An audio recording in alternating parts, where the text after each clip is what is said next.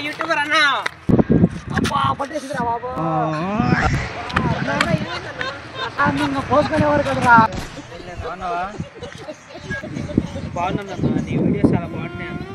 చాలా ఫన్నీగా ఉంటున్నాయి చాలా రిలీఫ్గా ఉంటుంది మైండ్కి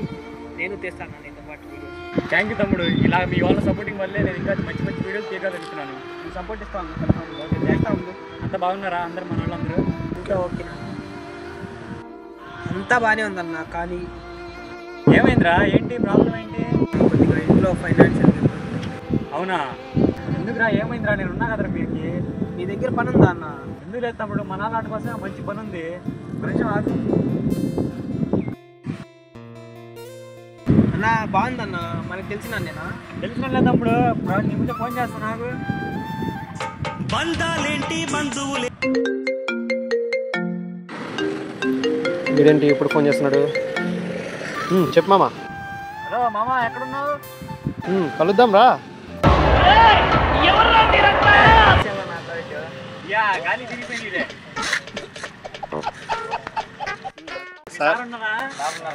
మాట్లాడదాం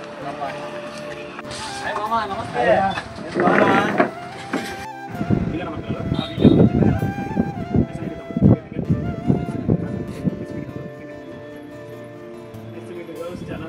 అంటే పీవీటీఆర్ క్యాటరింగ్స్ అంటే తెలిసిందే కదా మనకి ఎక్కడన్నా సర్వీస్ చేయడమే మన పని క్యాటరింగ్ అనేసరికి కొంతమంది మన పీపుల్ ఏంటంటే చులకనగా చూస్తారు అంటే సిగ్గుపడడం అదే ఉద్దేశం ఫస్ట్ ఆఫ్ ఆల్ మనకు మనీ కావాలి ఎలా అయినా సరే మన ఎడ్యుకేషన్ కోసం మనీ సంపాదించాలి అది ఎలా సంపాదించుకోవాలనేది మన తెలివితేటలను బట్టి ఉంటుంది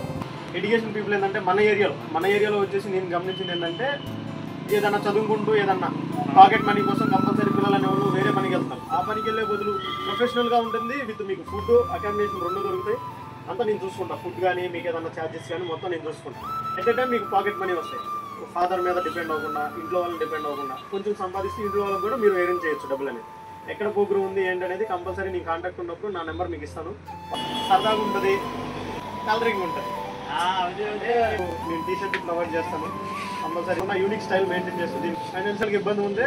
ముందుగానే మీకు మనీ కావాలన్నా కూడా నేను అరేంజ్ చేయడానికి ఉన్నాను ఓకేనా ఇదంతా బాగానే చెప్పారు కానీ భోజనాలు ఎక్కడ నన్ను పిలువు